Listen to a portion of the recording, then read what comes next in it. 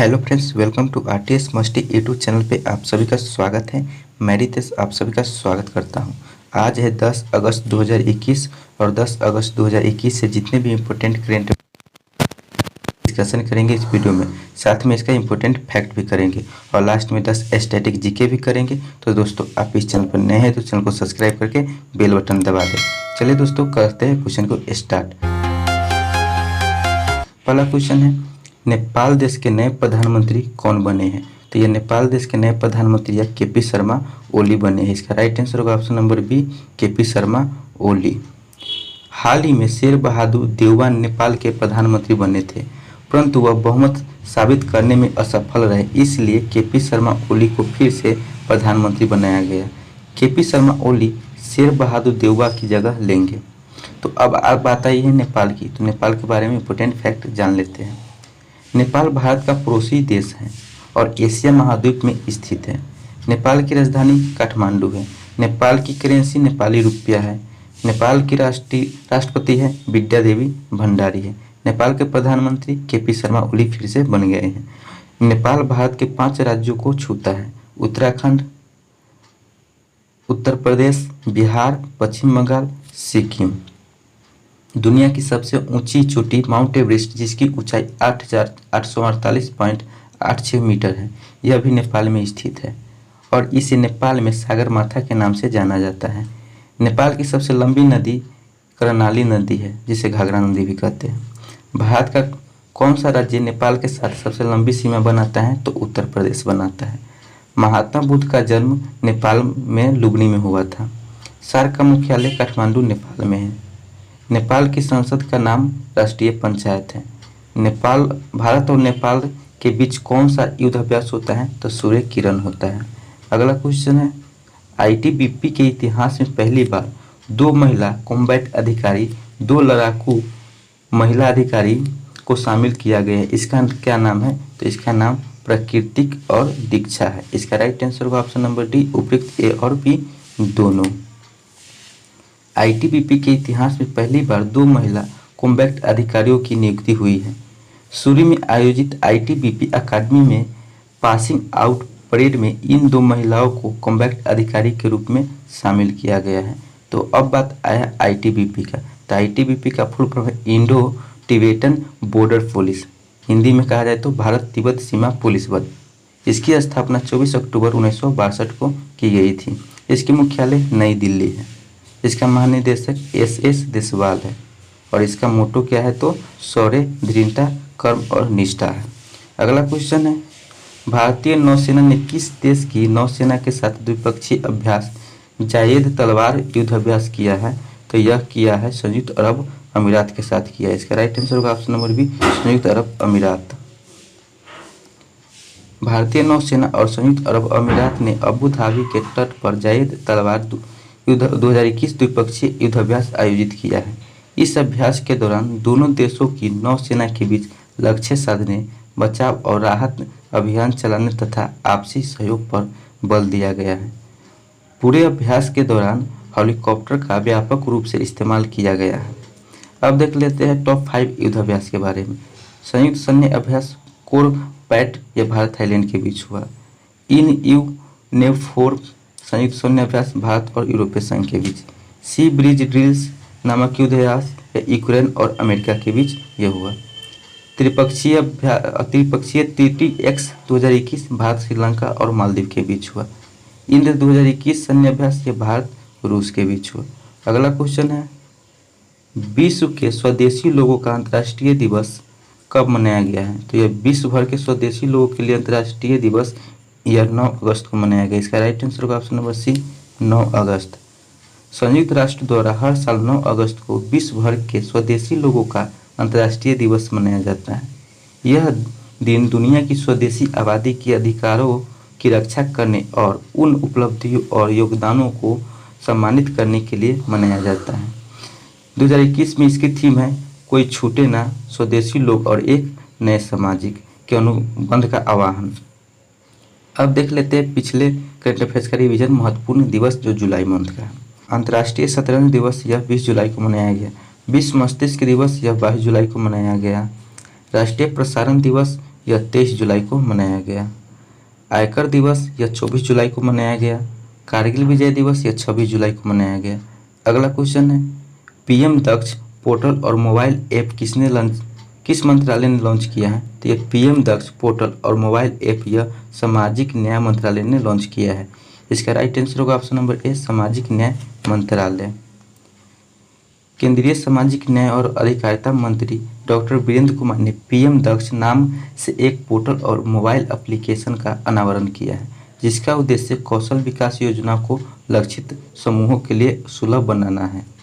प्रधानमंत्री दक्ष का मतलब प्रधानमंत्री दक्ष और कुशल संपन्न हितकारी योजना है। पीएम दक्ष पोर्टल की विशेषताएं, पीएम दक्ष के माध्यम से लक्षित समूहों के युवा अपने आसपास हो रहे कौशल विकास प्रशिक्षण के बारे में जानकारी प्राप्त कर सकते हैं और आसानी से कौशल विकास प्राधिकरण कार्यक्रमों का लाभ उठाने के लिए आसानी से पंजीकरण कर सकते हैं। तो अब देख लेते हैं टॉप 5 पोर्टल के बारे में। डिजी नेस्ट मोबाइल ऐप यह पंजाब राज्य ने शुरू किया। ग्लोबल प्रवासी रिश्ता नाम पोर्टल और मोबाइल ऐप्स यह वी मुरलीधरन ने स्टार्ट किया।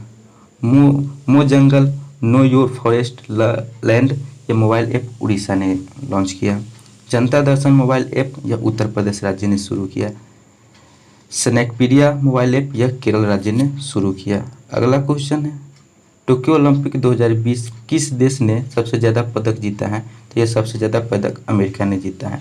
दोस्तों एक बात आपको बता दूं कि टोक्यो ओलंपिक 2020 में होने वाला था, जो कि कोविड की वजह से स्थगित करके 2021 में किया गया, जिसका आयोजन 23 जुलाई 2021 से 8 अगस्त 2021 तक किया गया है। इससे संबंधित जितने भी इम्पोर्टेंट करेंट अफेयर्स बन सकते थे उन सभी का मैं वीडियो एक बना दिया हूँ, वो डिस्क्रिप्शन में लिंक दिया हुआ है, वहाँ से भी देख सकते हैं और चैनल पर भी डाला हुआ है, वहाँ से देख सकते हैं। तो चलिए दोस्तों आगे देखते हैं।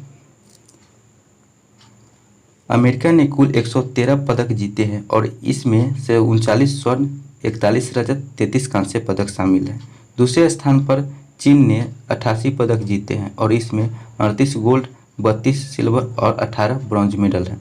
तीसरे स्थान पर जापान 58 पदक जीते हैं, जिसमें 27 गोल्ड, 14 सिल्वर और 17 ब्रॉन्ज मेडल है। और वही भारत 7 पदक जीते हैं, जिसमें 1 गोल्ड, 2 सिल्वर और 4 ब्रॉन्ज के साथ 48वें स्थान पर रहा है।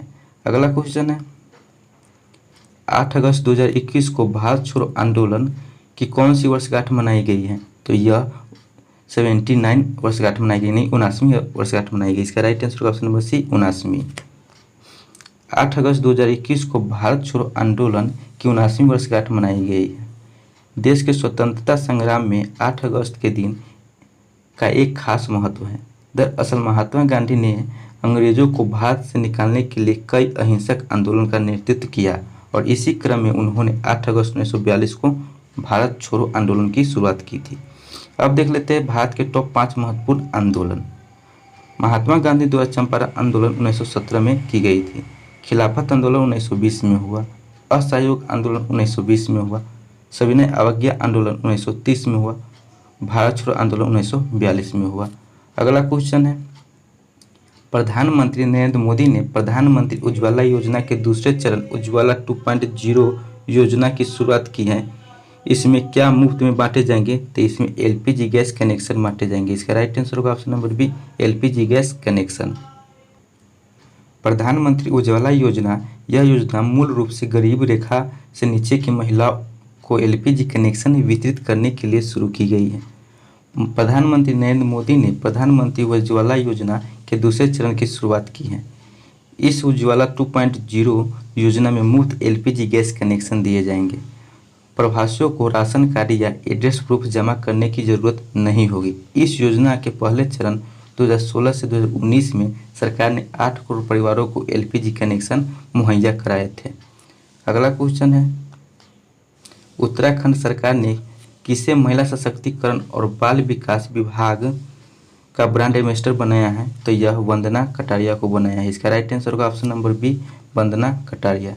टोक्यो ओलंपिक 2020-21 में धमाल मचाने वाली वुमेन्स हॉकी टीम की खिलाड़ी वंदना कटारिया को उत्तराखंड के मुख्यमंत्री पुष्कर सिंह धामी ने राज्य के महिला सशक्तिकरण और बाल विकास विभाग का ब्रांड एम्बेसडर घोषित किया है। इन्होंने टोक्यो ओलंपिक में एक ही मैच में 3 गोल करके इतिहास रचा है। तो अब देख लेते हैं top 5 brand ambassador, current affairs का रिवीजन कर लेते हैं। स्मार्टफोन ब्रांड वन प्लस के ब्रांड एम्बेसडर जसप्रीत बुमराह बने हैं। JSW स्पोर्ट के ब्रांड एम्बेसडर ऋषभ पंत बने हैं।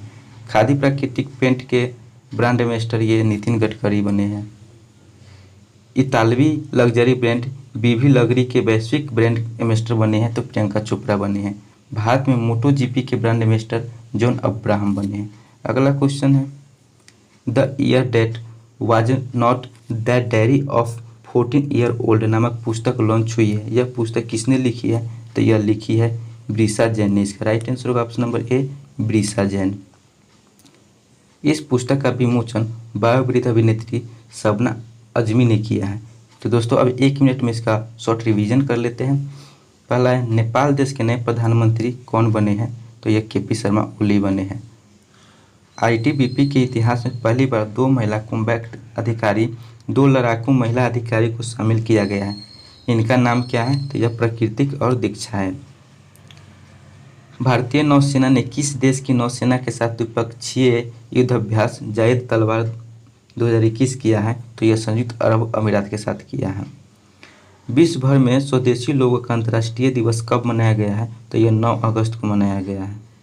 PM दक्ष पोर्टल और मोबाइल ऐप किस मंत्रालय ने लॉन्च किया है? तो सामाजिक न्याय मंत्रालय ने लॉन्च किया है।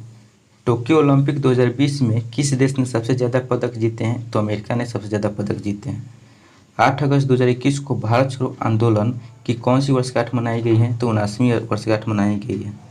प्रधानमंत्री श्री नरेंद्र मोदी ने प्रधानमंत्री उज्ज्वला योजना के दूसरे चरण उज्ज्वला 2.0 योजना की शुरुआत की है। इसमें क्या मुफ्त बांटे जाते हैं? तो यह LPG गैस कनेक्शन बांटे जाते हैं। उत्तराखंड सरकार ने किसे महिला सशक्तिकरण और बाल विकास विभाग का ब्रांड एम्बेसडर बनाया है? तो यह वंदना कटारिया को बनाया है। The year that was not the diary a 14 year old नामक पुस्तक लॉन्च हुई है। यह पुस्तक किसने लिखी है? तो ब्रिसा जैन ने लिखी है। दोस्तों आप इस कर लेते हैं 10 स्ट्रैटेजी के। महाराणा प्रताप के घोड़े का क्या नाम था? तो इसका नाम चेतक था। हमारे सौरमंडल में सबसे न्यूनतम द्रव्यमान वाला ग्रह कौन सा है? तो बुध है। हमारे सौरमंडल के किस ग्रह का द्रव्यमान अधिकतम है? तो बृहस्पति का है। बड़ा इमाम बाड़ा कहाँ स्थित है? तो लखनऊ में स्थित है। वर्षा जल संग्रह क्या है? तो वर्षा जल संग्रह जमाव और भंडारण है। भारतीय सब्जी शोध संस्थान कहाँ स्थित है? तो वाराणसी में स्थित है। किसे भूमध्य सागर का लाइट हाउस कहते हैं? तो यह सिसिली का स्टम्बोली के कहते हैं।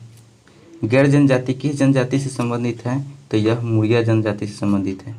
पारंपरिक लोक नृत्य गोटीपुआ किस राज्य से संबंधित है? तो ओडिशा से है। भारतीय संसद की लोक सेवा समिति के अध्यक्ष को कौन मनोनीत करता है? तो यह लोकसभा अध्यक्ष करता है। तो दोस्तों आज का स्ट्रैटेजी के साथ करंट अफेयर्स भी यहीं पे समाप्त होता है। तो दोस्तों आप अगर ओलंपिक से संबंधित क्वेश्चन नहीं देखें तो डिस्क्रिप्शन बॉक्स में लिंक दिया हुआ है, वहाँ से आप दे सकते हैं। फिर मिलेंगे अगले वीडियो में, तब तक के लिए बाय।